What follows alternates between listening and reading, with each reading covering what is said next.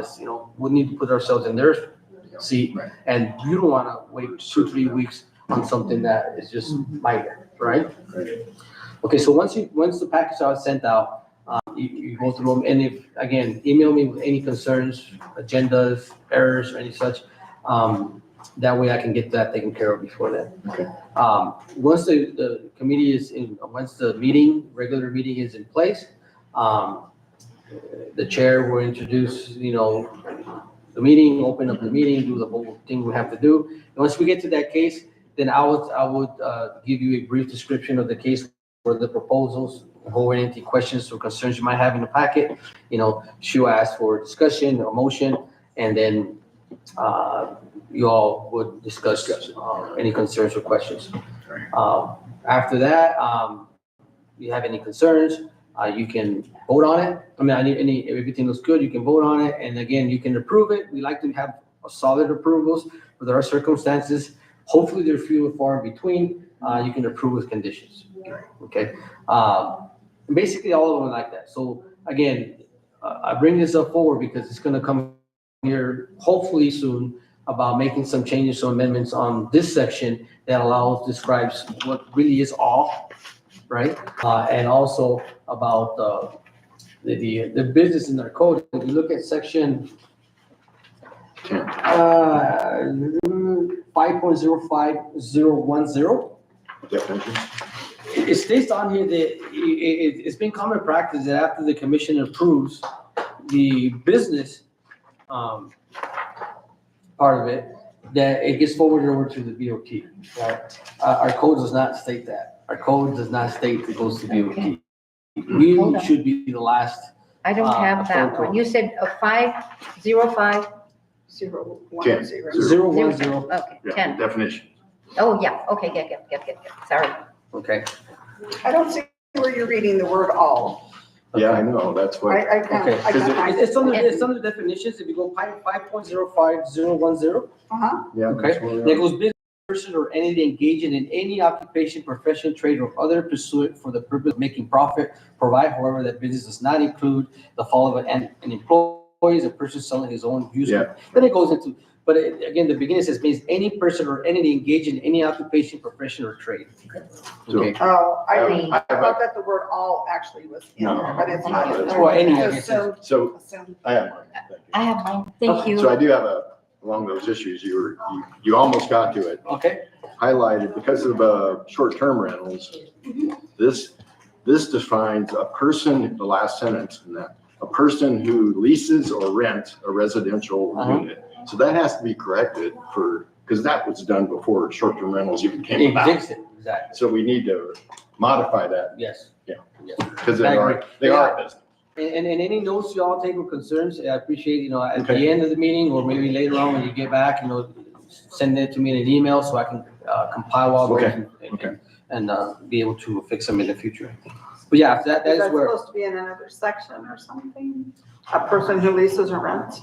yes, that is what we're working on right now with the short-term rentals, Okay. because there really isn't, I'm gonna get to that, I'm gonna touch on that a little bit on largest tax section. Right. There really is no ordinance regulating any time of lodging, right, other than the largest tax in Okay. itself, right? Yeah. So we're in that same section, and we're gonna go over to 5.05030. Any person or entity within the limits of town of Mesilla shall apply to the town clerk. Again, it mentions town clerk a lot. They're not applying directly to the town clerk, but they're reflected to the community development department, and pay a business registration fee for each place of business within the town limits prior to engaging in business. Key is for each location. So they have more than one location, obviously they need to have more than one license, okay? It is presumed that all businesses within the town of Mesilla are subject to the business registration fee unless specifically exempt under provisions of state law or under provisions of this chapter. Can I intersect? Sure, jump in anytime. Would that consider all, because you're talking about the light, the gas, and all of these other people. They have to pay grocery receipts based on where they're located, if I'm not mistaken. Mhm. They do business here, but aren't we charged? See, we've never gotten anything from, let's say, El Paso. I know we have, that's just my question. But isn't aren't they listed Under where their exempt grocery place of receipts? business. Yeah, their grocery receipts, whatever they get from here is reported in a separate tax section for the Department of The state. Taxation and Revenue.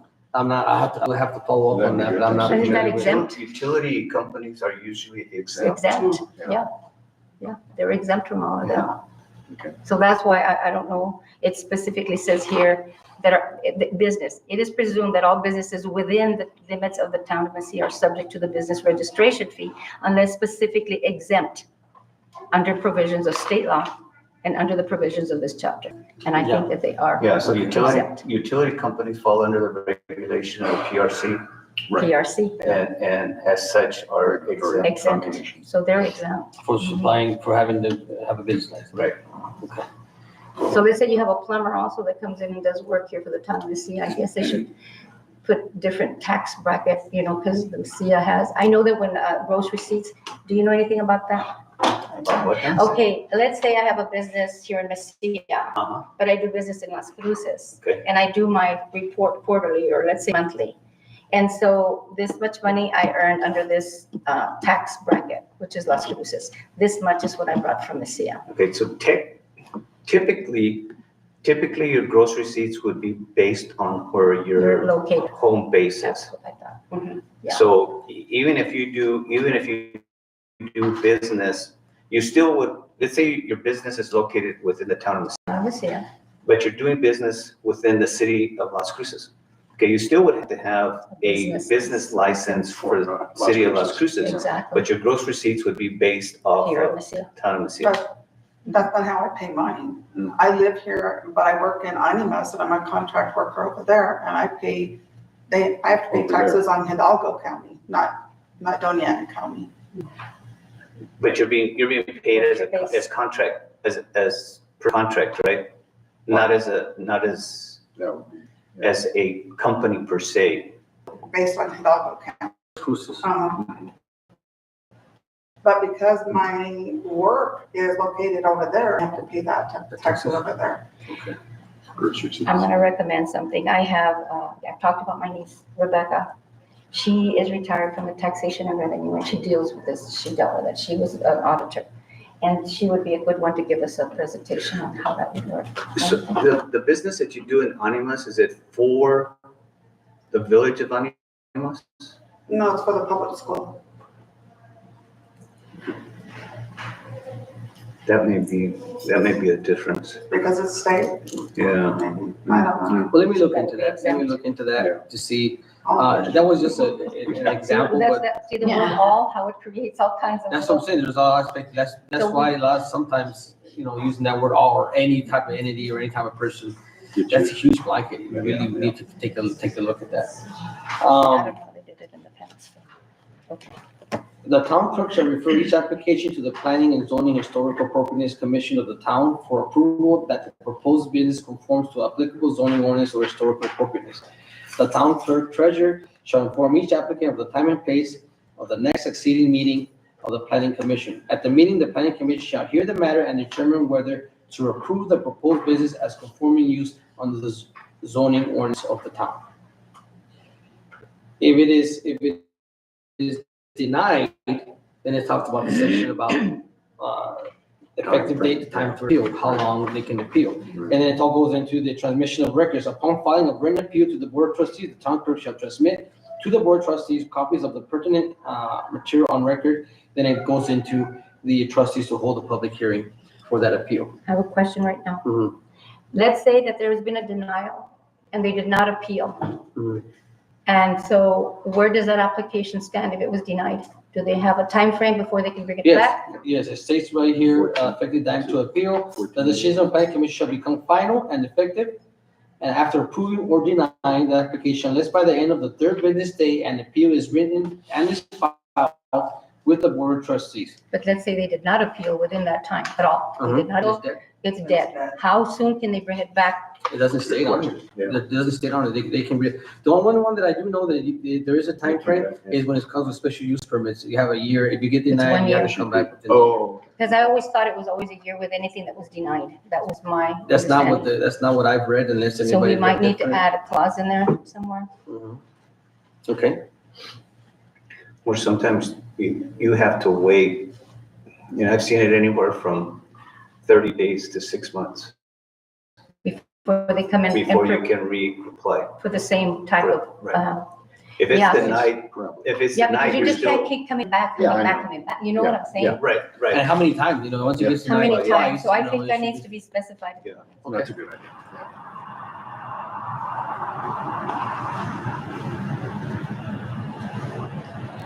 Okay, so if you notice here, this says that the decision of planning commission shall become final. Okay? Yes. And yes. effective, and it only talks about going to the BOT only if it is appealed. Okay. Define the definition of the appeal. How can, all right, so they bring it the appeal, which is fine. In the case of the Board of Trustees, do they appeal for any specific reason? Do they have a reason why When they they- can approve Yes. when it's denied? Well, that's what I'm saying, is the business application should, according to our code, how I interpret it, should never have gone to the BOT. I don't know how that became common practice. Right. Because we have final approval. You have the final Right. business. Exactly. Okay. You're using some letters that I'm not familiar with. Okay. DOT or DO. BOT, Board of Trustees. Trustees. Thank you. Yeah. Sorry, no, go ahead. I'm No, sorry. no, no. Well, you- We're you just learned so it. used to Y'all all This that. is the importance of having this workshop, so, yeah. Yeah, so it should have never gone. So when it comes to an appeal going to them, you have final approval, comparison to a recommendation from the commission. It's two separate. If it becomes an appeal, they need to appeal that they were denied the right approval Right. based on this section of the code, right? It needs to be, okay, I was denied because I wasn't able to get a lease contract from my, at the right time, or maybe whatever, and I wasn't submitted on time. And they can appeal it now that I have it. I'm gonna go ahead and appeal it because I finally was able to do it and they can move forward. I met the code. But if they didn't, then they shouldn't really have gone through the appeal, should not go forward, right? Because our decision is final. Well, it also states, it doesn't state, again, it doesn't state in our business section of it, but it states also in the permit section, any person, not just the applicant, any person that is aggrieved by the decision of the commission can, again, there's that any, right? Yeah. Any person that is aggrieved by the decision of the commission of the BOT have the right to appeal.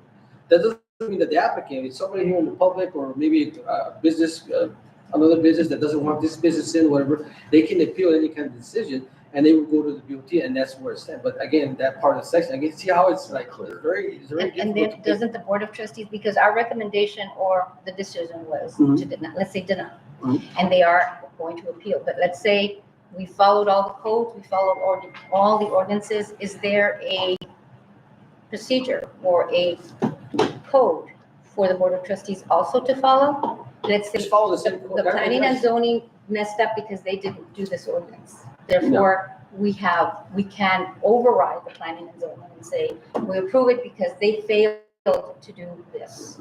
But if we go through all the ordinances, can they, I guess they do override it, but with what right? This, again, it's a very good point. Okay, again, the business part of it, you all have final approval, right? And if it goes to the commission, I mean, to the BOT, Board of Trustees, they need to have, again, like I just explained, if it's met by code, they should be able to. That's the way, that's How the often way. does that happen? Well, It's been happening. this is the first time that we're talking about business part of it. Now, again, this is a business. When it comes to recommendation, the board will take the recommendation that we all did our homework, we made our code. And the reason why, against my intent, I think the intent of the commission being here is to do all the legwork and provide it to the BOT. You'll say, this is my recommendation based on all the homework. We're the experts in this sense. This is it. When We're it the comes to the experts. code. So whenever we make decisions, they need to weigh our decision based on what the community wants or what they foresee in the future that they want to do. Okay, so it has happened It has a happened. few times. I don't know how many, but quite a few. I mean, I want to say maybe 5 times since I've been here. And they overturned the decision of the commission, Based on- commission's recommendation. business licenses, that's why it shouldn't go to the Yeah. BOT, right? But it's been common practice, but I don't want to stop doing that without bringing it up for a discussion. Well, not only with the commission, but also with the trustees and let them know, our job is to follow this code. And regardless of past practices, we need to get back on the track. of Exactly, where we and need this to is be why at. I encourage. And if they are contradicting, then we need to make those proposals. And this is not an overnight thing. This takes a long, long time, long time. So, On business, 3 days in writing, it has to be in 3 writing. days. 3 days has to be in writing. Now, as Yolanda was mentioning, how many times can they deny it, and how soon can they reapply once it's denied? And that's not. Yeah, that's right. And I made note of that. I read it. Again, It's not for these you. are all, these are all great, and as we read, we're gonna come up with every single, we're not gonna have enough time to go through the whole. So let's just take that and write that down. Whatever we learned today is good, and we can always continue. We have new board members, and it is important that we know these codes. We're not here to do the politics, we're here to follow what we have here, and if we feel, like Eddie said, we need to make corrections, and let's bring them now. And one thing I've noticed, for the time I've been here, is, you look at me like I'm the expert. I'm not, I'll give you all the information, how I interpret it, but by all means, if you have a different opinion, come with it, because it's a huge responsibility on this end. Yeah. When you're relying on me to give you all the right answers, and I'm just giving you my opinion, right? And your opinion, that's why there's a board member, that's why we all vote. If the chair has one opinion and you have a different one, that's okay, that's why we debate, and then we all, okay? And also to read the code book. That Yeah, is but you have to, essential. you just get, well, if you disagree, well, that's great that you do, but let's talk about the section that you read that you disagree on. Well, I disagree because What this part, prompted that? exactly. Based on that, can I make a recommendation before I lose train of thought? And I could probably bring it up at the meeting, but when you bring us your packet, if you could use the code that you're referring to, so our, Okay, and that way they know what you're looking at, and then they can refer. it's to easier something. to, It is look up. easier for the new, it's And easier you for already everyone. do that. For the most You part, I put try, the- for the most part, I try on the form, but there's, I'll be honest, but there's just a lot of stuff that because I do it over and over again, after a while, well, they should know by now. Department Well, from comments. now on, please, But because you go, yeah, From you now should make some on, good point. from now on, we will Yeah, include you're usually those. pretty good about that. Uh, Including department comments. That way you can study it when he brings the packet, Yeah. and if you feel different, Once I can get on, I couldn't get on. I tried 5 or 6 times, so I'll have somebody help me today. Okay. I couldn't get on at all, that's why I had to have all this stuff. I'm like, ah, Yeah. don't get it. Oh, yeah, I do send it electronically, and there is also hard copy. I like my hard copies. I like hard copies. But the way I communicate with y'all is through email. Okay, through email, any changes or any kind of meetings or training or what's, it's always gonna be through email. You have these two on email? Okay. The website? Yes. Yeah, okay. Okay, so, we talked about the town clerk, I made a note here, town clerk verbiage, I don't know if we wanna leave it on there, or town clerk and anybody that represents town clerk, town clerk, throughout the whole course, talks about town, the town clerk's not doing it, the community development's doing it. Right. So again, that's just That's mine. And if you're not there, then the Staff. town clerk, it falls on the town clerk too, so. Let's talk about fees, there's a $35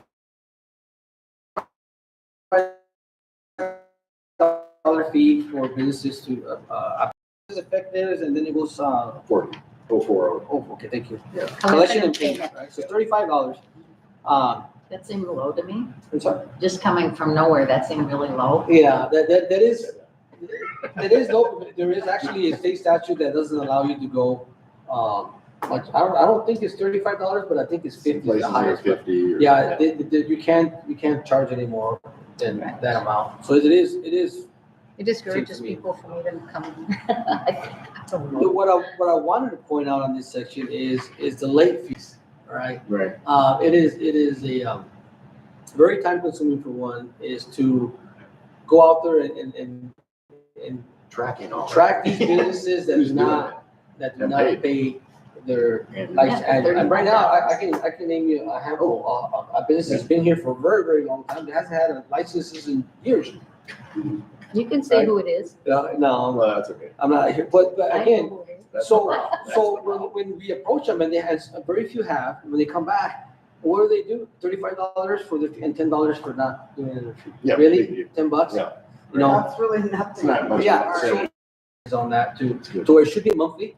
After you reach a certain amount, like maybe 6 months, whatever the commission feels, then your business license is denied or voided. Canceled.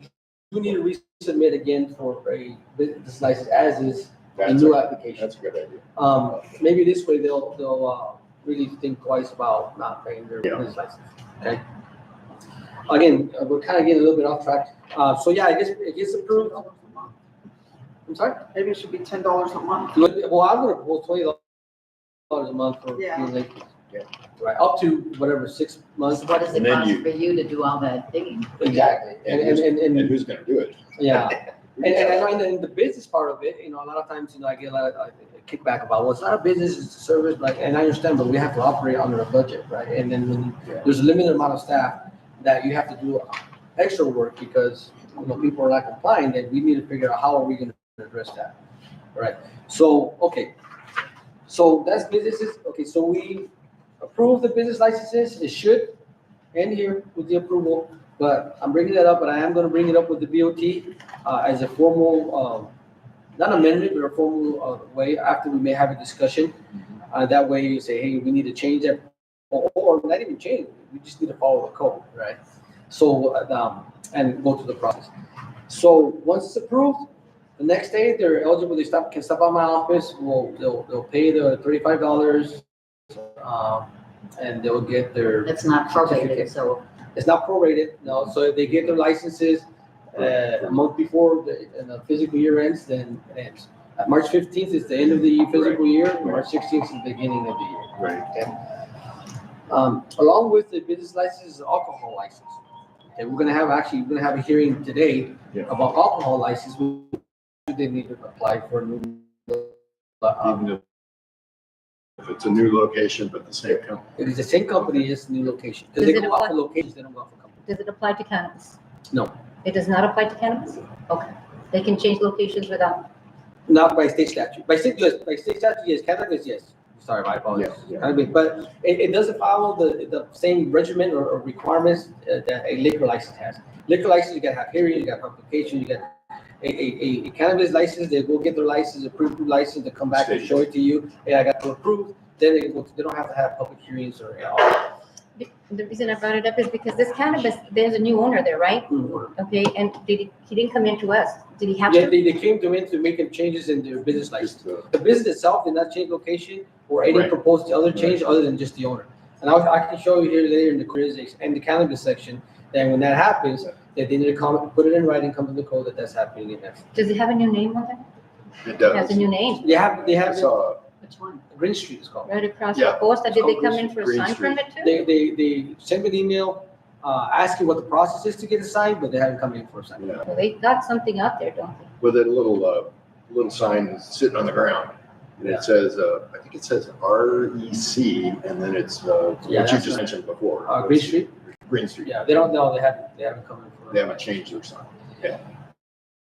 And this is just huge, right? You brought that up, how does codes know what we're doing, and that's why we're coming up, we're adopting a software called My Civic, to where he's gonna be able to see all the permits on that system through his office or through his unit as he's driving around. He'll go around and say, oh, that's sign permit, puts it down, if it's not on the location, address, and obviously.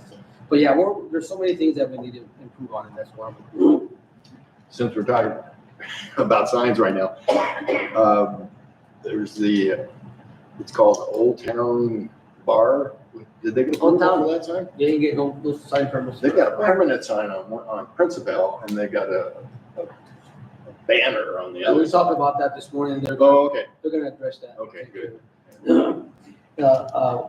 We're kind of jumping a little bit, but since we're already in the signs, the sign permits, we talked about, and that's gonna be at 1865 point, 18.65.130. Okay, I do want to go back on applications with the building permit at 15. Well, let's stay on those, Let's just stay on that, Okay. so we can Okay. get everything completed. All right, as you know, Eddie, have always had an issue with administrative approvals.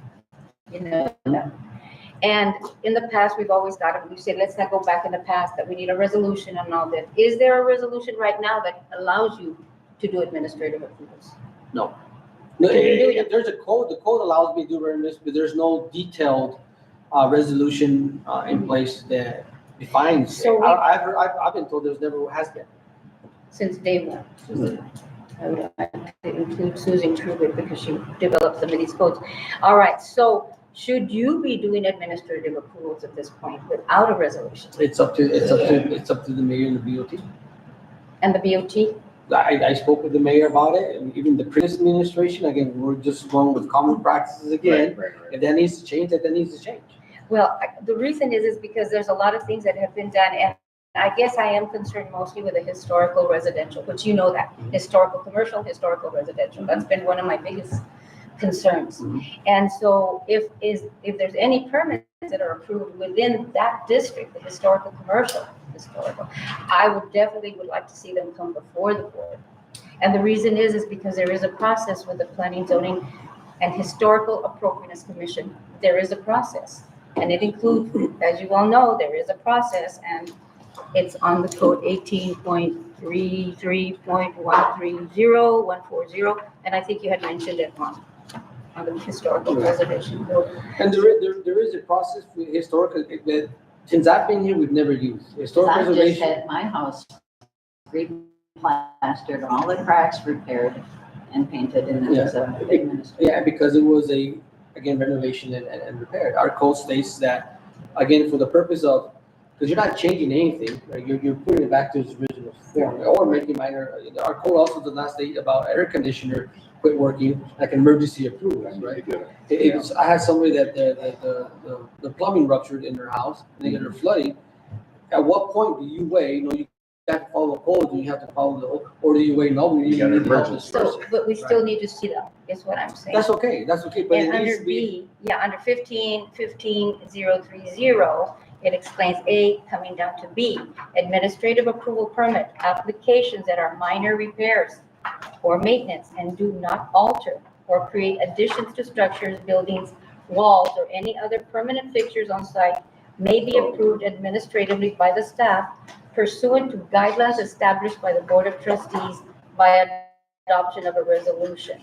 So if there is no resolution, as you pointed out, then why are we still doing the administrative approvals? That's a good point. I don't know. Applications for administrative approval permits require a minimum, and it describes everything, complete building permit, application, everything. Excuse me, where are you again? I'm at 15:15. 15.15.030, Okay, I got B, it. B, okay. and that's a very Administrative important approval. section, yes.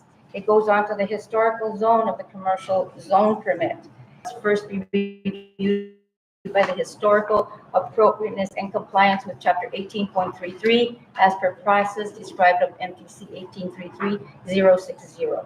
So they have to come through the appropriateness commission first. Even for administrative. Yes, That's what you're saying. well, we shouldn't be administrating, he's saying we don't have a resolution. Right. Those shouldn't even be done until it's stated, he's saying, by the Board of Trustees. Okay, right. If there is, as he stated, no resolution, then there should be no administrative approval. But if there is some within the historical district, then we have to follow the historical appropriateness certificate Sure. of historical appropriateness. And there is a I may know that, and process. I'll bring it up again. I'll make those decisions, right? Right, That's just bring it up, something that I'll please, bring up, I'll bring it up to the mayor and. If then I he am wants wrong, to- please correct me, but this is what I understand and interpret from the ordinance. Part of that was, Yolanda speaking, I want to jump on, because most permits that we approve are going to be zoning permits in the same section, 1515, it's on the building code.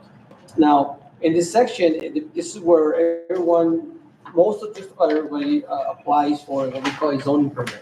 Let's not confuse it with a building permit. Okay, a zoning permit is called a zoning permit because the Planning and Zoning Commission appropriate is going to be reviewing the application. Okay?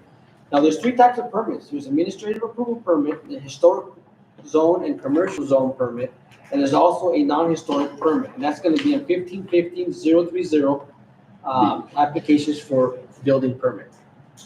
Okay? So the first one we spoke about already, it's administrative approval, and it talks about, again, renovation, minor repairs, those types. I'll get with the mayor with Yolanda's concern. The other one is historical zone and commercial zone permit. Okay, where are we?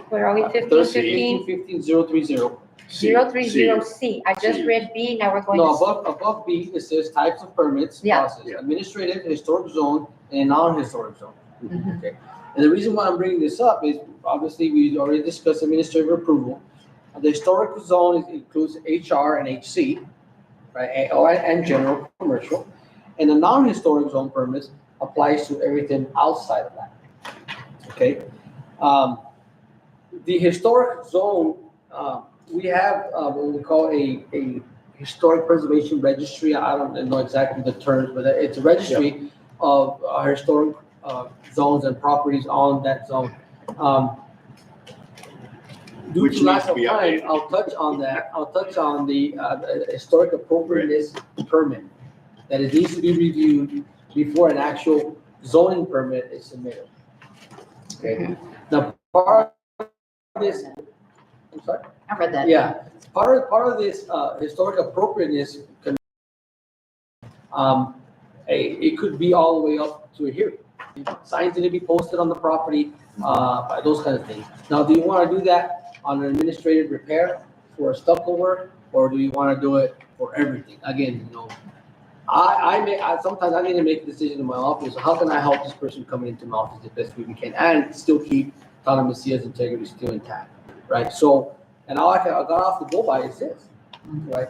And how I interpret it, and I have any questions, do I wait 2 weeks or 3 weeks or however, the next time the commission to give this person a simple answer? Well, man, I need to fix the leak on my roof. I need to re-roof my building because it's leaking. Does a re-roof considered to be but this doesn't say about emergency though. Yes, I mean, common sense says we need to do that, but if we really want to dig into the code and really follow what it's saying, there's got to be a balance of intent and interpretation, and that's why we're trying to get on the same page. Yeah. And again, it goes back to, like you said, the resolution that was not adopted ever, and it's up to them to decide, then it goes back on them. Yeah. They need to determine what they can and cannot. Yeah. And we do know for a fact, and I'm very grateful to Pat and Mike Taylor for doing a lot of work. And I did find out 400 of our historical buildings here, and I'd like a workshop with him, are on one of our registers, and the other 200 has another register. And they've done it. We have this also. Do you have the Iguala book, the Iguala plan? It's in the It's in there too. comprehensive. I remember you dealing with that 20 years Yeah. ago. Yeah, See, there's a couple things with that. So number one is our records, how we keep records here is like awful, just sad. completely awful. For a new person that comes in and tries to take, Figure it out. I feel bad. and you have all these requests, and there's no records really to look at history of resolutions or the registry. I just maybe 3 months ago came across that. They was kept telling me about it, but I come across, and I think this is awesome. I think This is awesome. great, and But we because the records are not there, how do you continue to operate day to day? may I make a suggestion? Again, this is why I've talked about these workshops, especially now with historic preservation and how we're gonna get back to doing what we're supposed to do under 13.33.130 and all of it. 120, all of that's in the Iguala plan, the preservation. Yeah. These buildings are getting Okay. older, they're precious, we Okay. need to preserve. Yeah, When and I worked on my house 20 years ago, Susan gave me Yes, a ma'am. piece, a copy of the map and the description of our house. She's a good person. I've contacted also People Lady, so we can have a workshop for preservation, historic buildings. It is important. This is what we are about. And I've got a list. It's just, with the workshops and the trainers that Yes. we want to invite to train us and educate us, Educate us. it needs to be approved, right? Yes. So we're not just gonna get somebody that has no education or experience or history of working with this to come and convince this commission that they don't have the backing. So it needs to be approved, the trainers that come, it needs to be approved, either by the DOT, by the mayor, whoever. We just kind of, now, we rely a lot on New Mexico League. New Mexico Municipal League, Municipal and League. there's a lot of historical, Las Vegas, Nevada, where we went, I mean, New Mexico. They have their preservation committee is amazing. So we need these experts. to Okay, come in. so records is one downfall, is two, who's gonna do it? Yeah. Right? And so who's gonna do it, right? So we're trying to take 2 steps back. And again, my opinion, we're trying to take 2 steps back by, not being able to approve it administratively. That creates 5, 10 times more work for one person. That's to up do. to the Board of Trustees. Again, that's up to them. I understand that, but I've been saying, day to day, what do I do?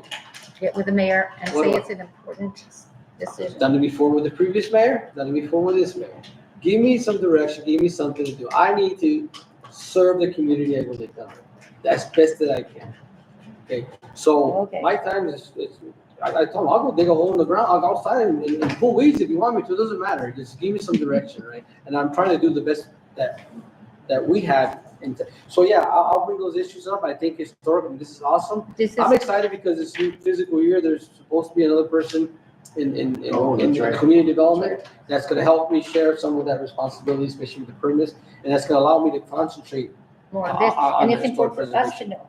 I have been serving the planning and zoning, I don't even know how many years. Before that, I was a top clerk, treasurer, assistant treasurer.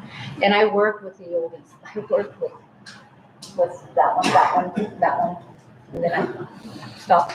But anyway, it's important that we do our homework.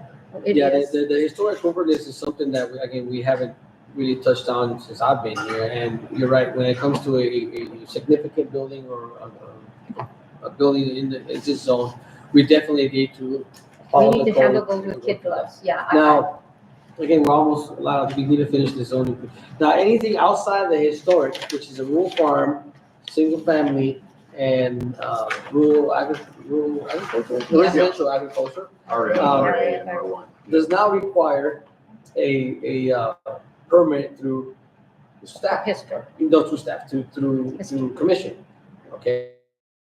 The only time it requires a permit if it's heated space, Okay. okay? Heated, Show new me the residents, ord- Get the ordinance, where's the ordinance? new residents and heated space, okay? Now, if you look at it, it's usually, one is A, B, and C, so B is administrative approval, C is the historic we just went over, okay? And then it talks about, it talks about everything you need to submit for the historic preservation. And then D is this non-historic, everybody there, I'll give you guys a chance. Give us a chance D to is get not- there. D is non-historic zone permit. Applications for any permit except for works described in section B, which is the administrative approval one, ABC. of this section shall consist of submitting a complete application form, plans and data as is prescribed by the Community Development Department as follows. And it talks, this is all generic, it talks about the plans that they need to submit, the some foundation plans, and so on. Applications will be reviewed by the community development staff for following zoning, setbacks, all requirement documents, plan review, building code compliance, designation of flood maps, if the newly annexed area, if the project is within the flood zone, it's talks for all work involving new residents or residential additions of heated living. Upon building permit shall be issued. So it does have to come with. Again, that is for heated living space. Okay, once all reviews of the application for a building permit are completed with the exception of work described by section D4 of this section, okay, and found to be in compliance with all pertinent town code, the building permit may be issued.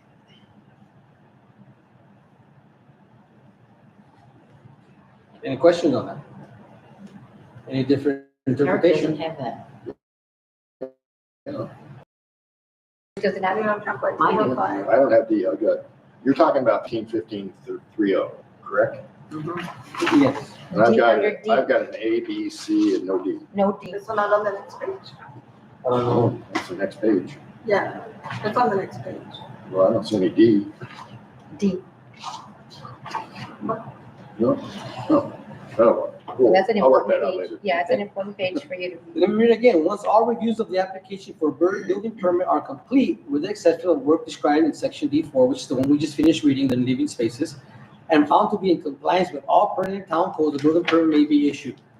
Any applicant that is aggrieved by the decision of the Community Development Department, they may have their case reviewed by P&Z and BOT. So if I don't want to give them a permit, in the sense, they have a right to appeal it to the commission. Okay, Then we're gonna go, any questions on What that? is this, planning and zoning and what committee? Historical appropriateness. Historical appropriateness. Planning, zoning, Historical appropriateness. Okay, now we're gonna go back on the same section, right? D, non-historic, so this is applications for permit except for the work described in section B, which again, submitting a complete application form, plans and data as just prescribed under the Community Development Department. Plat, plot, or, it doesn't say and, plat, plot, or site plan showing with dimensions the lot lines, the buildings, and the locations of the buildings upon the lot. The drawing or plat shall be prepared by a certified registered New Mexico surveyor or engineer. That is the plot plan, the site plan, or whatever you want. For building permits application for official as being requirement and allow the applicant to prepare drawings containing all information required under this subsection. Okay, so what does this mean? So the site plan, which we call it property plats in a sense, right? We're gonna build a house or an addition. We're gonna put it here. If it's within reason, it says right here, exactly, it says, thereto can be readily verified by the building official and be substantially within the required setback. So there's a setback of 5 feet, 10 feet, and this building is gonna be in the middle of 1 acre, which is 300, right? Then we can waive the stamp, certified stamp from an engineer requirement. That's the only one that needs to be engineer stamped is the survey plat, showing the dimensions of the property. Plumbing, everything else, we do not need to consider. Now- Tom is gonna look at them, and Yeah. I'm gonna continue to ask for them, Right. right? Because I told him it's a good idea that you review them here now, Yeah. so it kind of speeds up the process. By the time we get to CID, everything's done. Yeah. So I understand why we need to do that, and it actually gives you guys a better picture of what exactly what they're gonna do. Right. But to be able to deny an application or postpone it because there's no plans or engineer or stamps on these plans, we can't do that. Okay, we're not experienced or experts. Thomas. But Okay, how do we so- know what the okay. setbacks are if we don't have a plan? It Again, shows the setback. if it's substantially, If if it's lot- it's substantially that you'll be able to see, to say, okay, if it's 7 feet, I wanna put a building here, and you're like, that's 10 feet away, I need a plan to show that that's gonna. But if it's 50 feet, Pretty 100 feet, where obvious. you Yeah, visually yeah, you yeah. can tell like that's definitely not 7 feet, Yeah. then we should not be requiring those. Okay, now I'm gonna interject, it's almost 2 o'clock, but I wanted Mr. Maese, Tom, to explain his duties with the town and the reason he's here. Okay. Would you have the floor? I'm gonna hit you with this. Yeah, I know, you caught me off guard. So let me ask a question about what you were just talking about here. So in this non-historic zone, the code doesn't specify whether it's residential or commercial, right? So it could go Either one. both ways then? Well, Or you assume that it could go both ways? I'm assuming because it doesn't say, a commercial. Yeah, and I guess where I'm going with this is because it's talking about getting an engineer survey to stamp your site plan plans. Typically on residential, you don't have that. It's mainly on commercial. So, CAD is the one that requires. Remember that. It's just think, when people come to us is, can I build a house on my property? Yes, you can, as long as it's far away and it doesn't, this is your height and it conforms with the development zone's design. But what That's they pretty can, much in a nutshell. They are required to meet all the other certification Right. requirements. so a few years ago, when the town of Mesilla lost their building inspector, that's correct. the state came in and took over the process. 2015. So during that time, the town of Mesilla was still conducting their planning and zoning requirements. Mhm. We as CID were issuing the actual building permits. So Right. anywhere in the code where it talks about building permits Right. now has reverted back to the state building requirements, Mhm. not so much what was being enforced at the Right. time. Right. So it's been kind of a confusion sometimes, whereas the town of Mesilla would require a certain item, but yet the state of New Mexico would require something differently. Mhm. So there's had to been some kind of a happy medium in between, and sometimes that still doesn't happen. But we're getting to the point now where we're not going to, or I'm, as a part of the review committee, am not going to start requiring a lot of detail on some of these items. Now, they'll still have to meet the zoning requirements, or the planning and zoning requirements, or the historical requirements. Right. But when it comes to our office, then it's gonna have to go through the whole process. Now, in saying that, that was one of the reasons that we had started bringing it up a couple of years ago, so that once it goes through this review, once it goes through approval, whether it be P and Z only or BOT, it now is sent to our office for the actual permit and inspection process. And there is no confusion as to what's lacking as far as the plans go. It's already been approved here. That's one of the reasons that I'm here, is to make sure that all the papers are there when it goes to our office. Right. And as long as it has the approval stamp from the town of Mesilla, it speeds up the process considerably as far as being able for individuals to get their permits and be able to get to work. You guys also talked about, a little earlier, talked about emergency situations. That's always going to happen. Whether it be Mother Nature, whether it be somebody running their car through your house, something's always going to come up. Those conditions are all over. It's automatic. When you do have that kind of consideration, we all have to work together and make sure. You don't want to create a situation, whether it's the town, or whether it's the state. We don't want to create a situation where you're adding to the problem or adding to the damage. So you want to be able to get in there. You want to be able to work with a customer, work with a contractor, and make sure you get this stuff done, and then catch up with the paperwork. Right. Now, we have to work together, myself and Eddie, along with the contractors and homeowners, to ensure that this work is getting done properly, because we don't want to catch up with the paperwork and then find out whether it was done wrong. Right. So that's where our expertise comes in, and being able to make sure that it does get properly installed and inspected, so that when the paperwork does catch up, that we're all on the same page. And that's the reason that you are contracted by the town of Mesilla to make sure that both ends of the. Right, and that's one of the reasons too, that the state of New Mexico wants to be on the same page, or CID wants to be on the same page as far as the zoning ordinance. Yeah. Because we want to make sure that what we're enforcing is actually in compliance with the zoning requirements as well. Right, exactly. What CID is for? Construction Industries Division. I'm sorry, say, Construction. Construction Industries Division. thank you. Sweet. All right, well, unfortunately, we are out of time. Yep. And, again, you can be here. We can be, All well, day. this is a long, when we This go to is- session, This is the beginning of of you, many many more more, workshops. many more. Thank you all. Thank you. And we'll Pick start something the up meeting later. here shortly. We need to get her sworn in. Yes. Is it gonna be done formally here, or? I'll be in the office. The back room. Oh, The back room deal. The back room. Gosh. Okay. Now, I'm gonna need your help, if you don't mind, once you get out, slowly. How's your knee? Bad. Did you get operated on? Have you made favorites? Ian. Yeah, so when I'm still not 100%, so if I sit Well, it down, takes one. if I Is it sit knee down, or? yeah, I did a total Who replacement. did it? Strong, Dr. Oh, Strong. strong.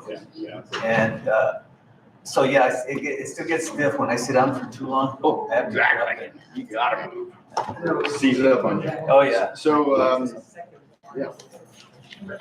So, yeah, so I did the worst of the two, which was the right side. The left side, comes later. well, later's gonna That's come. what my doctor said. Later's gonna come pretty soon. Yeah. We looked at it on Friday and we already scheduled it for October. Okay. So yeah, Back to so back. Back to back. I'll be home for the holidays. Happy holiday. Yeah. So where you at, your PT then? I was having. That's so Oh, they pretty good? I like them. Okay, good. I like them. But I guess it's just like, You gotta do hard. you know, you're gonna have to do it. Yeah. I mean, I would get in there and I would see a lot of those people just. Yeah. Really serious about it. Yeah. Yeah, you gotta be serious about it. All right. And I understand. I know I can't be, and. Ain't no game, they had a poster. Yes, it's gonna like. It's gonna hurt, right? So, you know, the first 2 weeks, when I was going to therapy, I raised more shade there than they did. Yeah. And they weren't real happy. And I thought, I had good. That's your good, good job. So they put me on the table and they had one of the therapists, so, you know, oh man, I thought I was gonna jump off that table and get it. Yeah. Well, Yeah.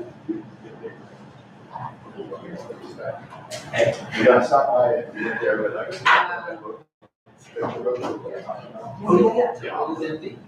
Okay, perfect. Appreciate that, right?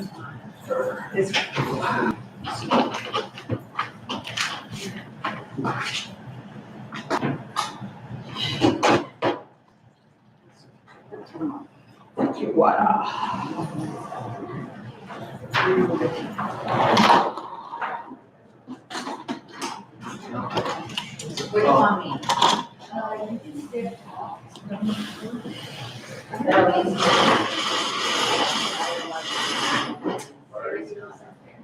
Oh,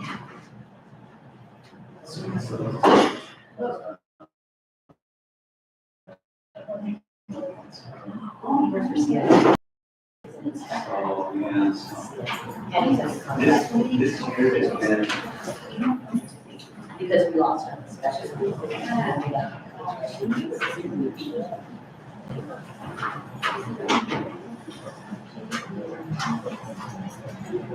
Yeah, she did a couple of things.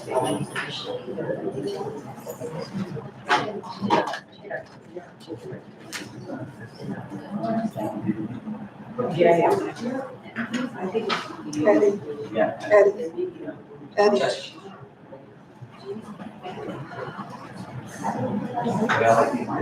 Well, I think that. And they're.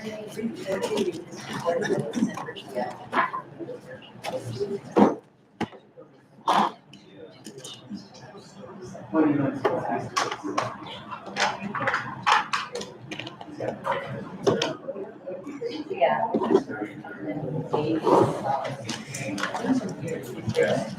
And you can be part of the discussion too.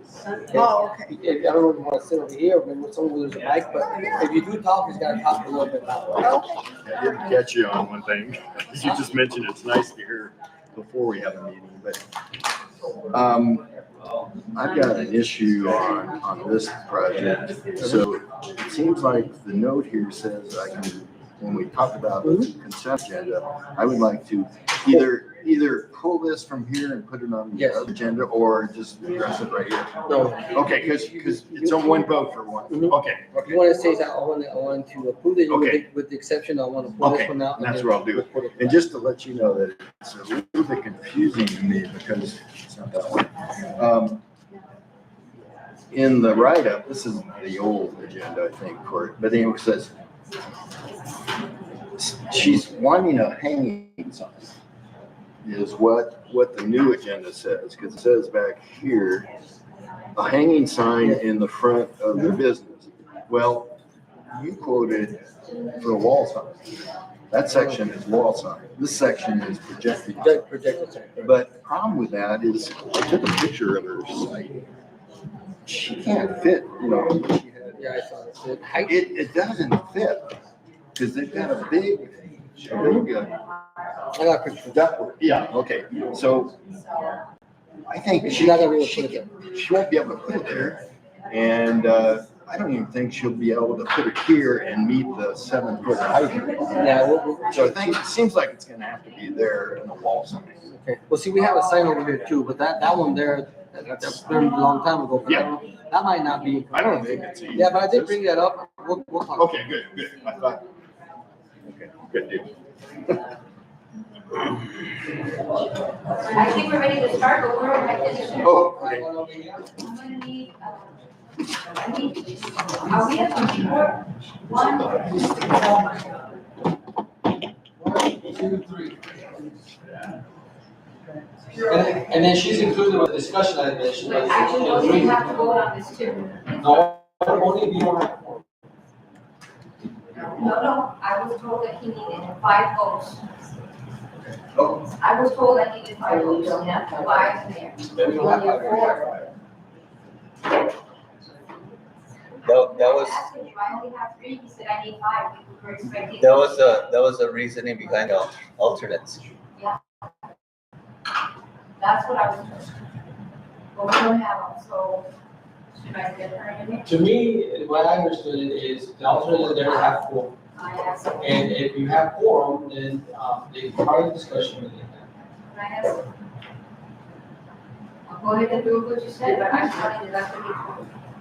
But we don't have 5 days. Yeah. Alright, you are allowed to put in Yeah. your Just, opinions, okay? I mean, you ready I have for to check with Mayor on that. Yes, we're ready. All right, welcome everyone. Today is, what is it? 8. That's what it is. You know what? Can I have a fresh agenda because I don't have a lot. Yeah, I do. I'm sorry.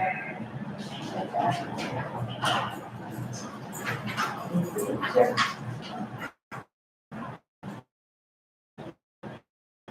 All right, today is Monday, July 8th, 2024. It is 2:10 p.m.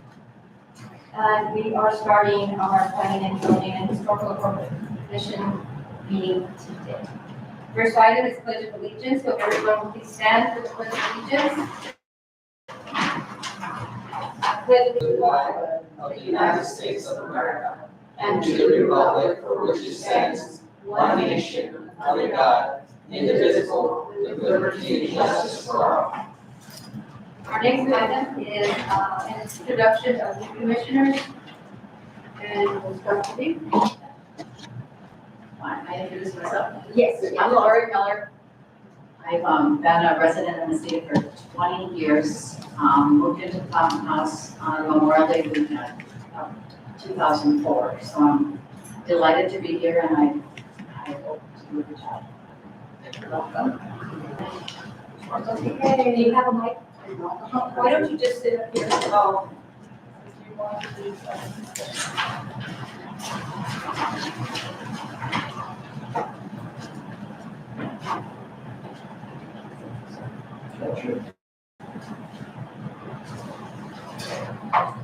Hi, my name is Mark Moldenhall. I've lived in Mesilla for 35 years. My mother was born and raised here. We have a lot of family here.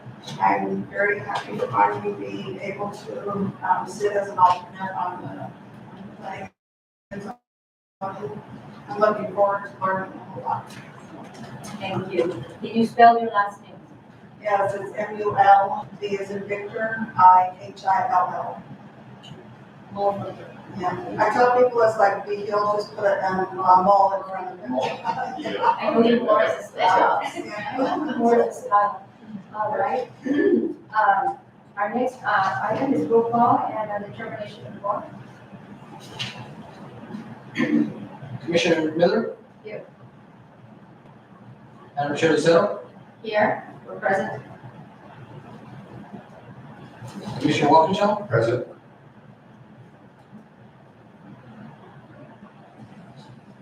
And alternate Commissioner Vogel?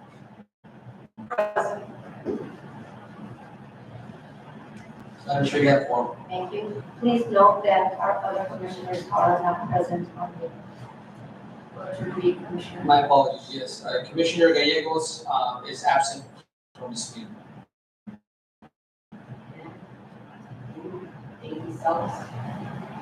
Did you want to mention our other alternates?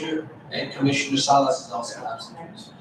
The other alternate commissioner will not, she elected not to participate.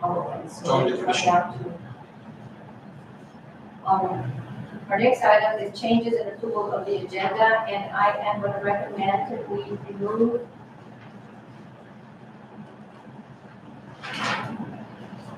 business license, 1229. For the short-term rental, only because there is no building at this time, and also, planning case 061823, simply because we need to go through the process of historical appropriateness, and that would be 18.130, 18.33.130. We've got one in the process for historical preservation, and that is a historical site. Okay, Madam Chair, do you want to vote on that? I would like a motion. To approve my change. Yes, so moved. It's moved by Commissioner Walkinshaw, in a second. Second by Commissioner Miller. Please take the vote. Mr. Scott, Mr. Salazar.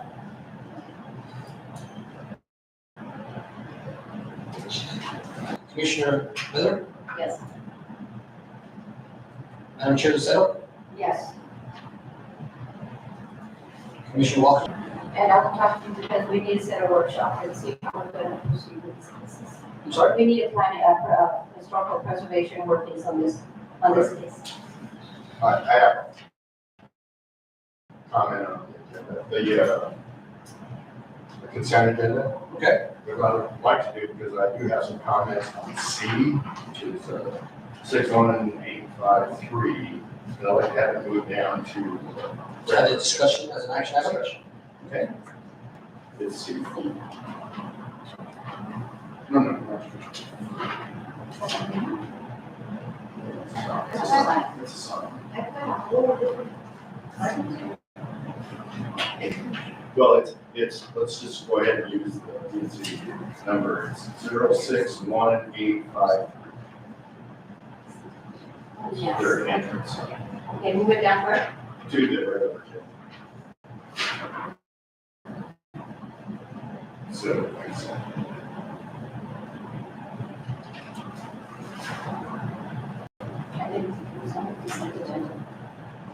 just here. My agenda's different. Yeah.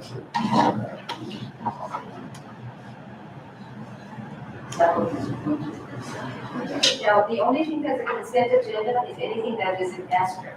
And the only thing that is an asterisk are the minutes. You see the little asterisk? Madam Chair, approval of the consent agenda is sections A, B, C, and D. The asterisk is a note. Note item on the consent agenda indicates that an asterisk will be voted on. That's the note is one vote is going to approve all the sections on that consent agenda. I see. I'd like to move it to the number 7, which is an action and consideration. Part of the agenda. Madam Chair, do I need a second for discussion? Is there a second? Second by Commissioner Miller. Call for the vote. Commissioner Miller, Yes. Madam Chair Lucero, Yes. Commissioner Walkinshaw, Yes. Madam Chair, motion passes 3-0. Okay, and so I haven't, okay, so the approval of the consent agenda was that. That was to remove for approval of the consent agenda. Whoa, you're out of order. Get it to the public input. No, we got it, we're moving, we're already moving to the consent. I'm sorry, the changes Yeah, of not consent, my fault, changes of the approval of the Okay, let's get agenda. back together here. Yeah. Let's regroup here. Zero. No, Madam Chair, we voted to remove from the agenda, not the consent. The agenda. Yes, the approval, that will We be. voted to remove that, we still have to vote to keep the remainder of the Okay, agenda. so now we are, yes. Now I need a motion to approve the agenda with the changes. Approval of agenda, correct. Now I need a motion. Move to accept the agenda as changed. I'll second. Moved by Commissioner Miller, second by Commissioner Waukesha. Call for the vote. Commissioner Miller, Yes. Madam Chair DeSanto, Yes. Commissioner Waukesha, Yes. Madam Chair, motion passes 3-0. Our next item then is public input. The public is invited to address the commission regarding items listed on the agenda. Vice Chair, do we have public input? Yes. State your name. Good afternoon, Commissioners. My name is Catherine Waukesha. I live at 2134 Planning Dickens Hall. I am commenting on agenda item 7E and asking that you do not vote to forward this short-term rental draft ordinance in its current form to the trustees. I sent an email earlier to all of you with my comments and reasons why it's not ready to be forwarded. I'd strongly like that not be voted on by this body, and that I do believe we've met as a group with the mayor last week, and he agreed to form an ad hoc committee with not just short-term rental businesses, but also non-resident residents who aren't short-term rentals, as well as other businesses, and staff like Mr. Lucero, to develop an ordinance that best meets the needs of everyone. So he asked that we come to this meeting and ask you not to vote to forward it in its current state. Thank you. And you mentioned Lucero, I'm assuming it would be Commissioner. Sorry, Mr. Mr. Salazar. Yeah. No, thank you. Anybody else?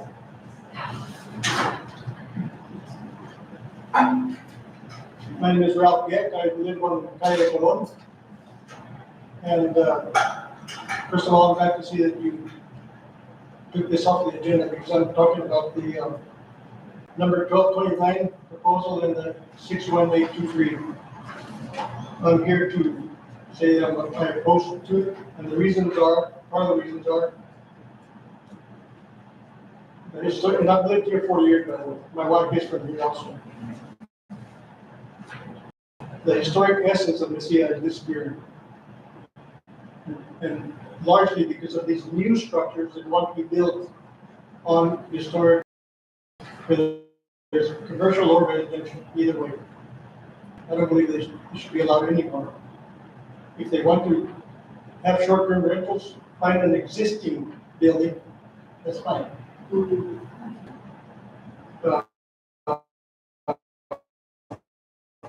One thing that's already disappeared on the, I believe it's where they want to build this structure.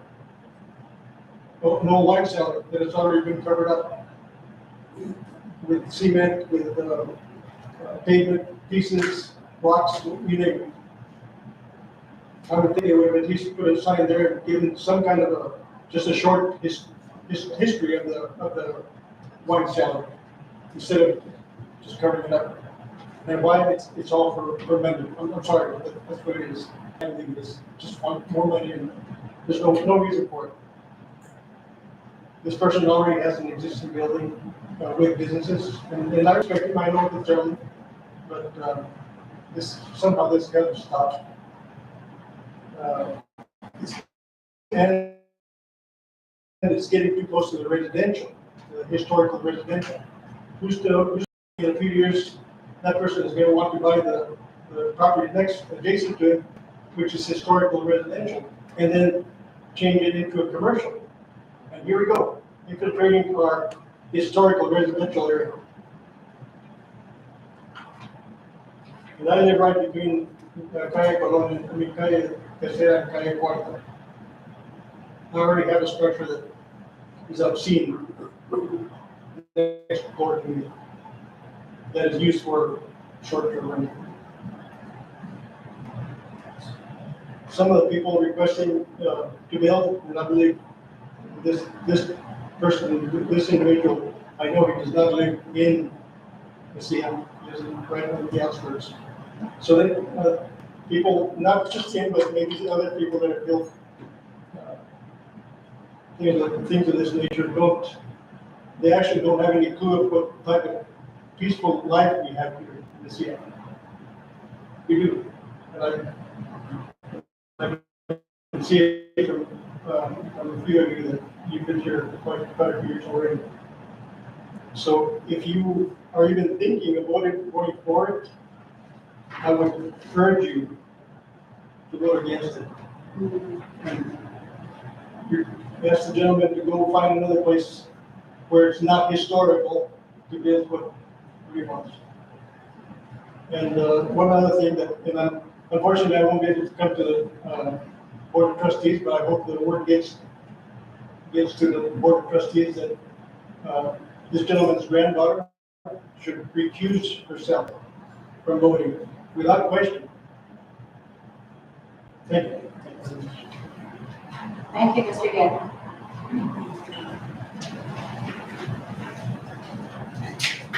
Mary Helen Ritchie, 2231 Coyote, Santiago. I always love it when Ralph Geck comes to speak because he's one of our long-term residents and he has a lot of very thoughtful things to say. And we did go through issues with him having his house clouded by some structures that really don't fit in the town. But the lawyer got involved in this. Say that I did read something that I asked my brother Michael Taylor, who's a historic preservation specialist, as far as the basement. I agree with Ralph as far as putting some sort of signage or whatever. But his recommendation, and I can forward that to everybody, is that the safest way to preserve that basement is to fill it in. So, and I know that that's controversial with some people, but historically, that's what is a good plan as far as keeping it preserved. So I'm more than glad to send you his comments on that. I did read them at a Board of Trustee meeting previous when that was brought. I just want to echo the other short-term rental person, Catherine, action on phone for the reasons that were mentioned.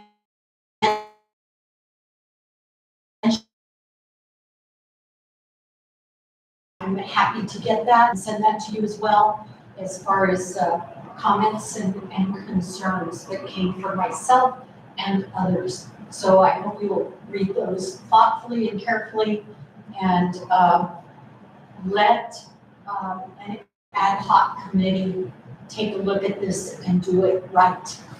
Thank you. For clarification, can you, Ms. Jackson, can you tell, for clarification, the ad hoc, what is it? Ad hoc. Ad hoc is a, it's not an official committee, but it's a committee that's proposed by the mayor to have Eddie Salazar present, hopefully the mayor present, and then short-term rental owners, people from the community. I read that. Yes. What is abbreviation stand for? Is there an abbreviation, A, B, and then HOC? What's that? I'm involving all kinds of people here.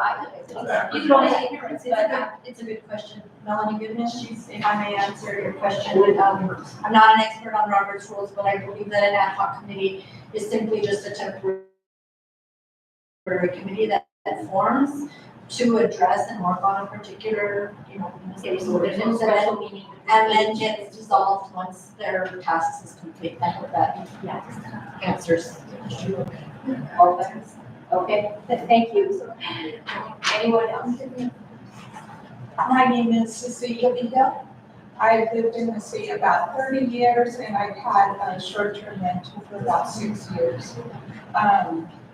I've been meeting with these people ever since this ordinance came out, and it doesn't seem to fit Mesilla.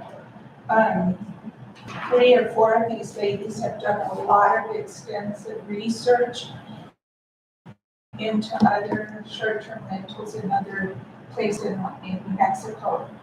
And I'm just asking you to work with the ad hoc committee to make this ordinance fit Mesilla, so that it's fair and, we can all live with it.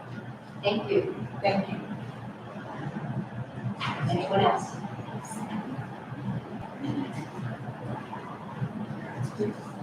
Good afternoon. Madam Chair and members of the commission. My name is Melanie Goodman. I live on 2551 Kaiser Avenue. I'm also here as an owner of a short-term rental. I wanted to, respectfully just mention that, and I don't have your email as well, but echoing what Catherine and Mary Hammond had already said, I, along with my husband, have emailed you letters, and I believe the clerk acknowledged the receipt as well. With comments, I'm here to address very briefly the ordinance that is in front of you. And so again, I also feel that it would be good and I would urge you to hold off on voting on that, work with us. I feel that we can be partners in this process, but also, include others so that it's a diverse group.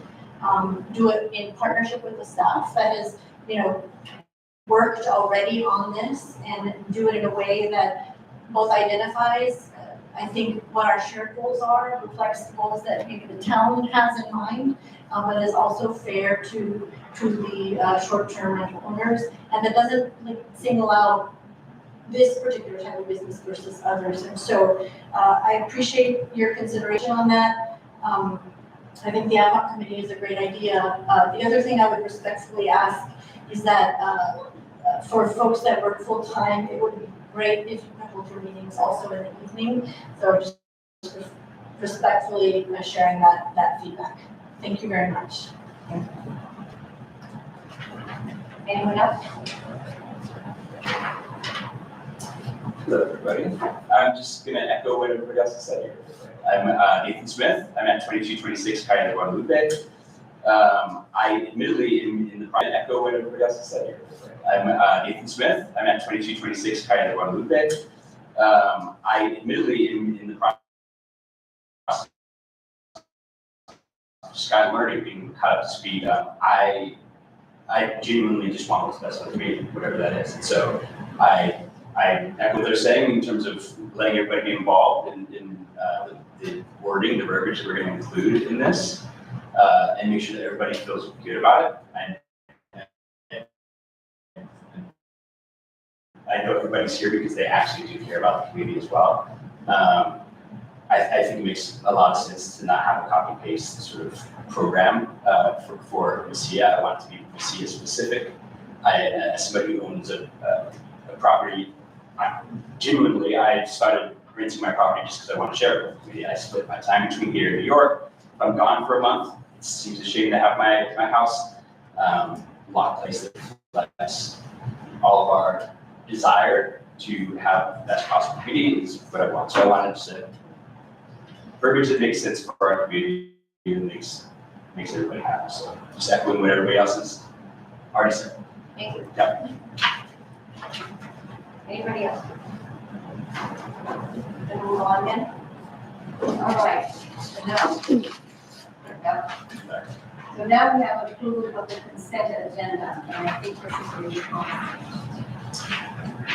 Okay, so approval of the consent agenda.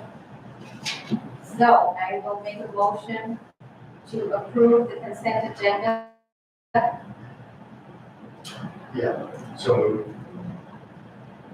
With that change. with the change, I'm sorry, with the change of moving 061853 to the regular item number 7, which is an action for consideration. Not sure I would second it because I wasn't here for the minutes the last meeting.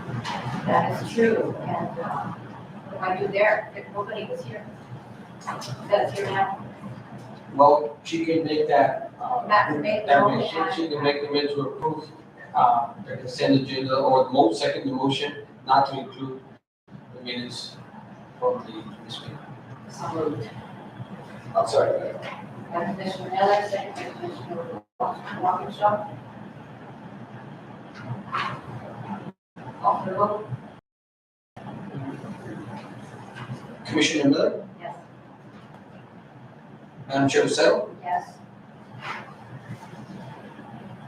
Commissioner Walkinshaw, Yes. Madam Chair, motion passes 3-0. Thank you. All right, now we're back to action and consideration, and, excuse me. Yes. All right, did you want to discuss the 061853 before I get started with the resolution? Yeah. Let's do that, one. Let's get that one out. So, I'll accept the motion to approve. Oh, wait a minute, first I'll go ahead and let us know what we have for that case. 06853. 061853, the one that you pulled out of consent. This is at 2030 Calle de Parian. Was submitted by Flip and Vintage, requesting approval to install a sign. The zone is historical commercial. Mrs. Maya El Baca will be moving into the space and operating a new retail business. She's looking for approval to install a sign outside her front door. Assuming her hanging sign are within feet of her proposed location, sign will be made out of wood, vinyl lettering, and seal. The department comments, the sign conforms to the historic design. The business in the area have similar size. No lighting is being proposed on site, and the measurements meet Town Code 1865.140 requirements under 15 square feet. Supporting information, there is an application that Mrs. Baca did send an updated proposed sign that she'd like to get approved for. It is a similar sign with some small changes on it that I requested her to submit so I can bring to the board. If I can find it here. I think that's the missing link here. Sorry? I don't see a sign. There it is. You don't have the sign? I guess they did, here it is. Yeah, that's it. Okay, all right. Okay, again, she did change the sign. Apologize. I can run to and grab it at some point. I did speak with Commissioner Walkinshaw regarding the location of the sign that is being proposed, and I'm standing by for his comments. Yeah, I'll accept a motion to approve case 061853. so moved. Moved by Commissioner Walkinshaw, second by Commissioner Hudson. Open for discussion. Yeah, what I discovered was the request is for a hanging sign, and apparently, well, not apparently, I looked in the code, and what Eddie just referred to, MTC 1865-140 is for a wall sign. So if she really wants a hanging sign, I've got some issues about that too. It's in section 1865-150 for the hanging sign. It's got quite a bit of requirements. And for instance, it says, in A, it says, hanging sign has to be at least 7 feet above the sidewalk and located at least the middle third of the frontage on the building. And then also, it needs the structure that's, well, let me back up and say, it can only be a maximum of 4 feet from the wall. As far as that's down. And then also, the structure that's hanging the sign is not, it has to be sturdy enough that it doesn't have to have any wires back into the building to support it. So, but I went and took a picture of the site, and it almost has to be a wall sign because there is a big duct up above the door. And it's only probably about 18 inches. I didn't measure it, but just kind of eyeballing it. It looks like that top of the door where she wants to put a sign. It's only about 18 inches to the bottom of it. So I don't think she can actually install it.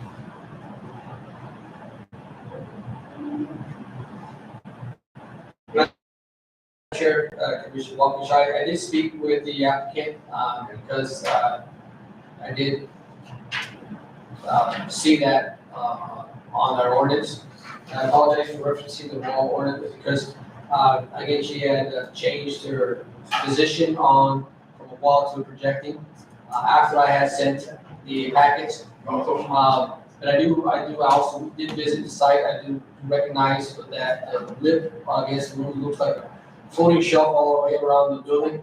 But there is space above that, for a hanging sign. I'm not sure if the commission wants to consider that or not, but, definitely not be able to have a hanging sign underneath it would need to be a wall sign. So, do you want to proceed? Well, I guess the comment you just had about being above this, that seems awfully high for what it is. It's a two-story building. And I think the applicant would be okay, again, her initial plan was a wall sign, Okay. because there were some hanging signs, in the vicinity, she'd like them to, copy that. Okay, so then, You wanna move the owl up here to the top so that it'll work?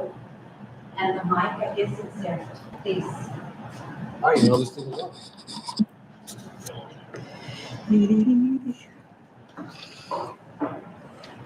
So this is why we table it until we get a wall sign. No screaming. Thank you. well, let's see what, okay, so, is this wall sign is what she's proposing? Would this be considered a wall sign, or do you want us to? That will be considered, if the commission feels, they could approve the request, with the condition it'd be a wall sign, not a projecting sign. I think that's sign. Yeah, it's the same sign, but it's gotta be a wall sign, and it meets the dimensions, correct? Yes. All right, so, any other discussion? If not, we can proceed to the vote. Okay, so the vote is going to include the condition that it be moved as, or made of wall sign, not. Correct. All right, call for the vote.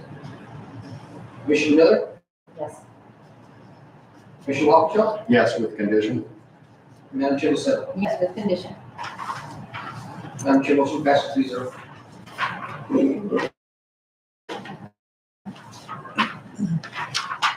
Okay. Right now, we can go down to, She dropped. planning and zoning case 061850 at 2250, Calle de San Albino. What's up? Yeah, this is a case for, application by Irma Chavez May. She is at 2550 Calle de San Albino. She is requesting approval to install a coyote-type fence on her property. Ms. Chavez May is looking to install a 6-foot coyote-type fence on her property. The fence will go through, go north to south of the property, which divides the property parallel. It won't be a perimeter fence. The purpose of the fence is to provide privacy. This style of fence meets the development zone. The fence will have a gate to enter the property from the parking. This is packed for the work that is being proposed. The 6-foot fence, maximum height allowed is Mesilla Town Code 18.60.34, Section 8. Walls of fences constructed within the front yard setback area facing the street within the HR, HC, and R1 zone must be built with the following materials: stucco, brick, stone, wood, adobe, or wrought iron. That is Mesilla Town Code 18.60.340, Section E. It's not a retaining wall, so it does not require any engineer or licensed contractor to install. Although there is going to be a contractor that is licensed. And it's not a rear driveway. It does not obstruct the driveway view of traffic according to Mesilla Town Code 18.60.34, Section G. Supporting information is application, site plan pictures, property plan, and identification have been submitted. And I stand by for questions. I'll accept the motion to approve case 061850. So Second. Moved by Commissioner Walkinshaw, second by Commissioner Miller. Open for discussion? Madam Chair, there's one thing that Commissioner Walkinshaw did have a question on was the style of gate that was going to be on the Yes. community fence. Uh-huh. I did obtain a copy good. of the picture of that gate, and this is.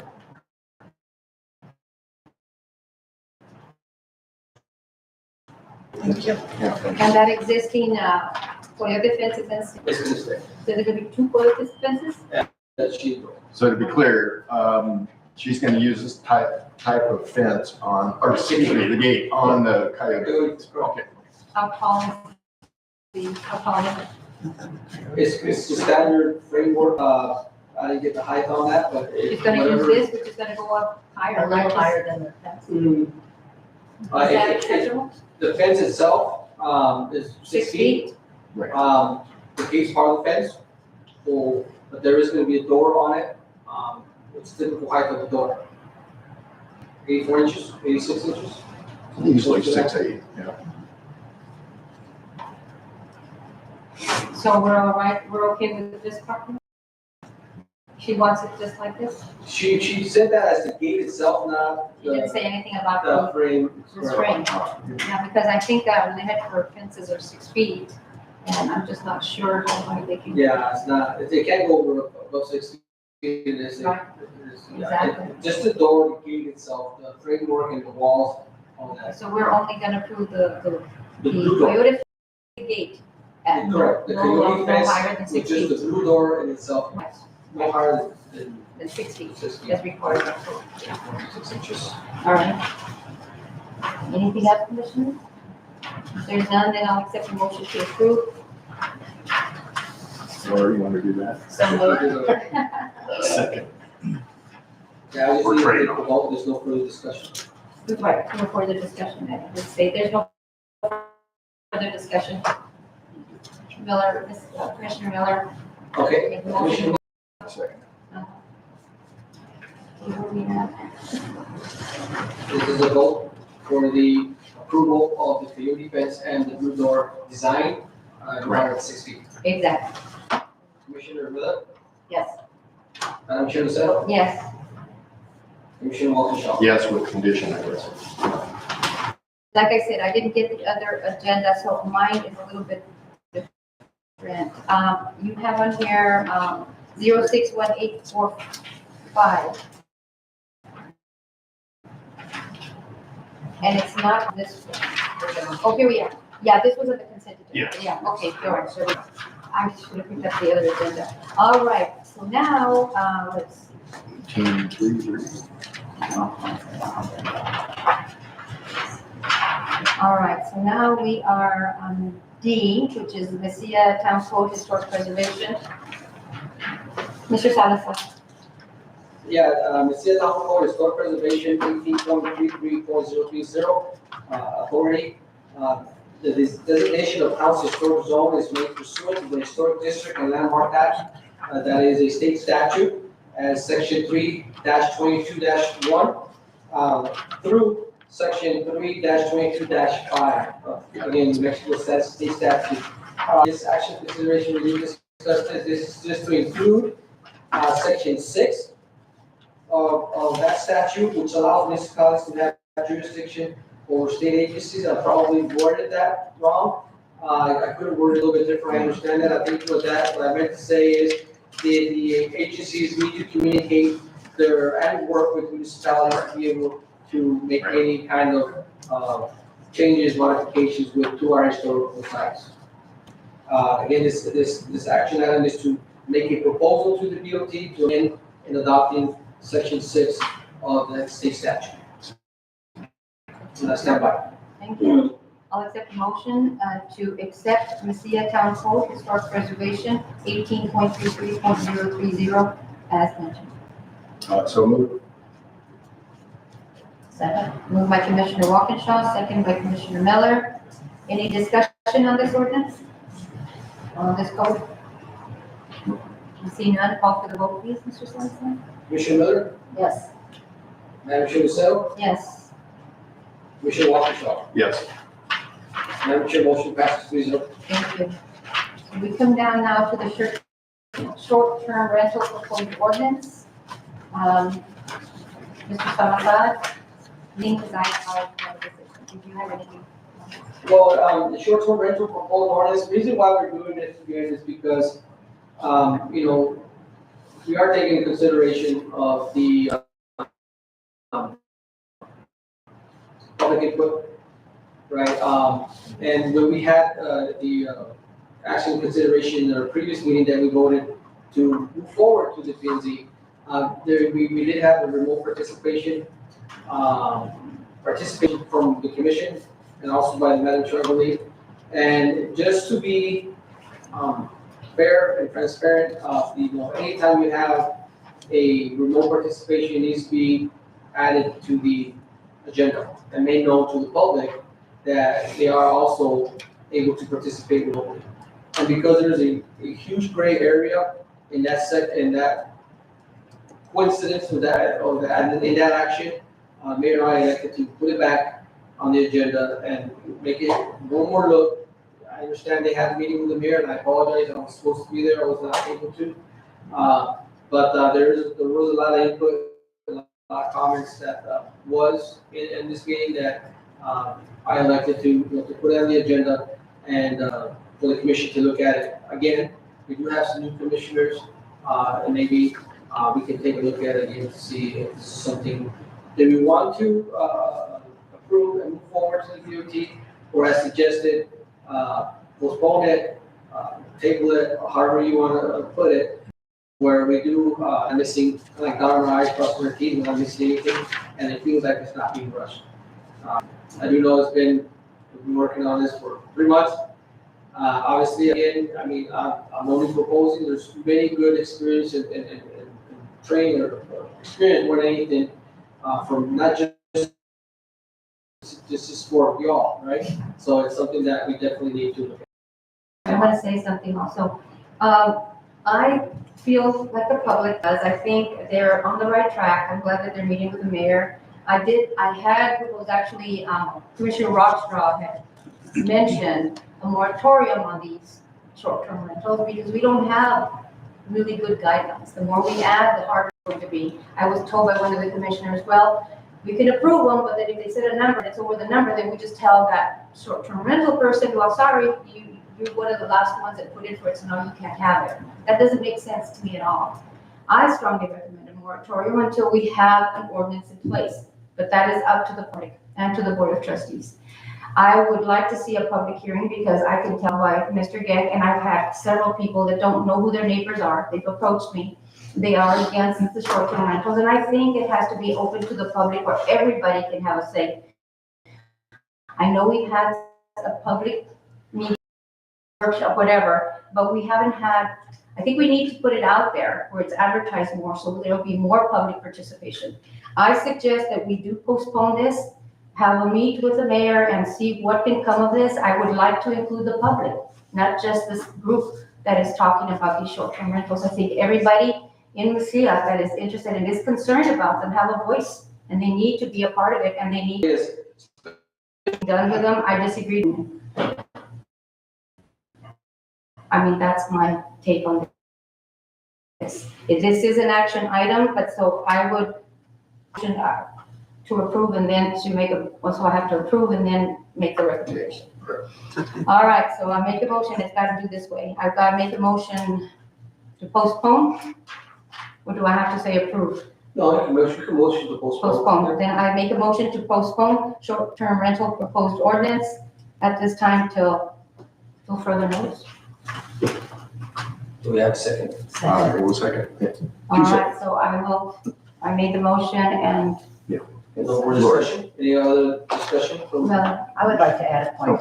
One of the things that I find missing in this is there's absolutely no discussion of density. You can have 4 or 5 right next door to each other and then go blocks and maybe not have any. And I see that as a serious flaw. Totally agree. Yeah. Good. Anybody else? All right. I'm sorry, Commissioner, alternate. That's okay. Did you have? No, I do agree that, we need to table it as well. Okay. Madam Chair, you ready? I am ready. Call for the vote for the postpone. Commissioner Miller, Yes. Madam Chair, Michelle, Yes. Commissioner Walkinshaw. Yeah, yes for tabling or postponing. Okay, Madam Chair, motion passes. Thank you. All right, any comments from the staff? Comments from staff? No, I believe I'd just like to welcome the commission, members and the alternates, and hopefully, Commissioner Bailey was not here. This is all good stuff. Again, I really appreciate everyone's input. But I think it was a good move to table it, considering all the new information that we've been gathering. I will get with the mayor as far as the position of the alternate, as far as the vote. And I apologize, I'm wrong from the get-go. I'm asking for that. Again, welcome, and I can hear and give us some feedback. And I'm looking forward to working with the historic preservation part of it. I think one of the things, the lack of focus on our codes and the workshops and such, we've got to a place now, we're positioned in time to where it's gonna cause some good work to be put into to get them on track.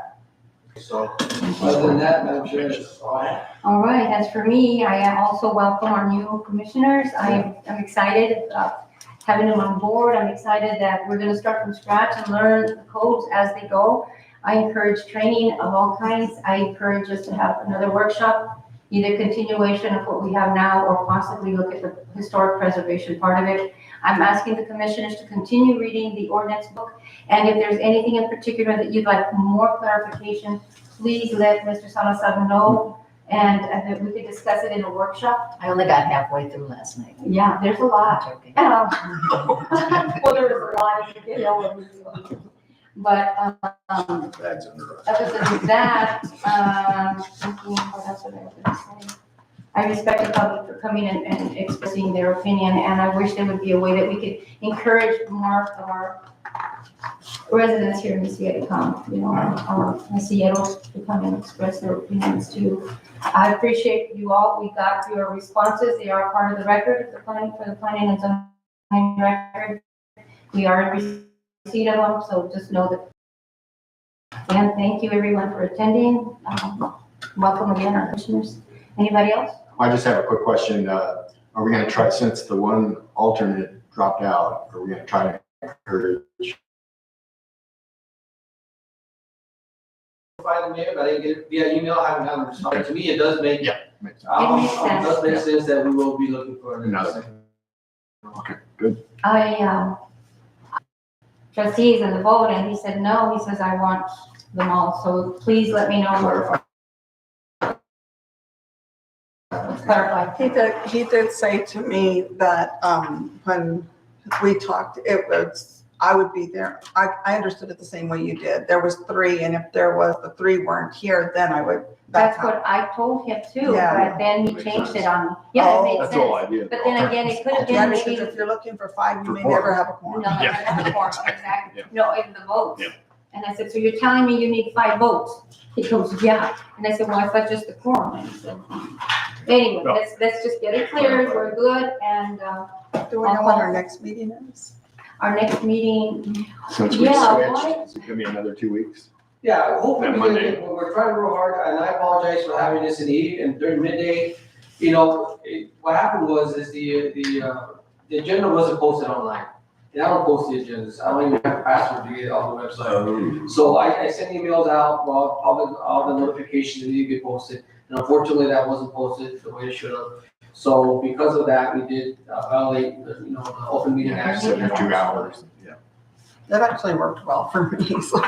And again, because a lot of the DOT already had a lot of stuff on their agenda, then we had to get this meeting in before that happened, so that's. For their agenda. We meet in 1 week then? Usually 2 weeks. We always, on the You mean normal on the meetings, first? it's on first and third Mondays of the month. At 6 PM is where, or typically hopefully we get back to that. We have some no quorum, a few meetings that it kind of kicked some things out of place. Hopefully we can get back to doing that. We do have one of the commissioners out. Again, I'm surprised, Commissioner A was not here. So, but yeah, 6 o'clock is for regular meetings.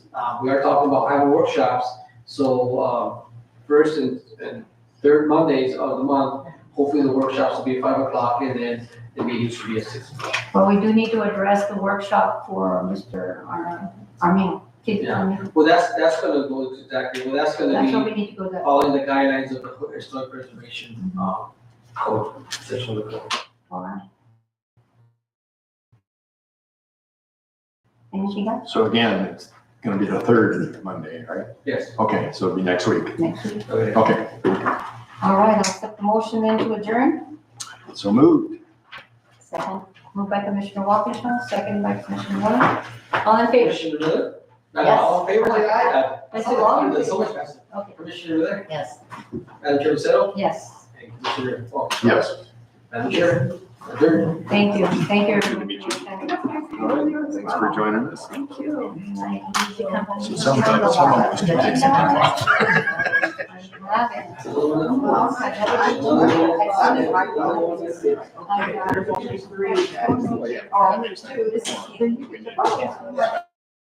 That's right.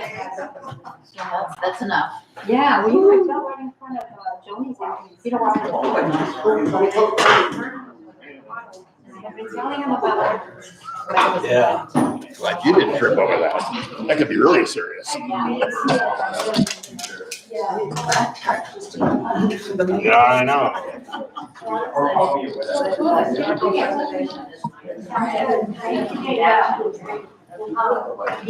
Yeah.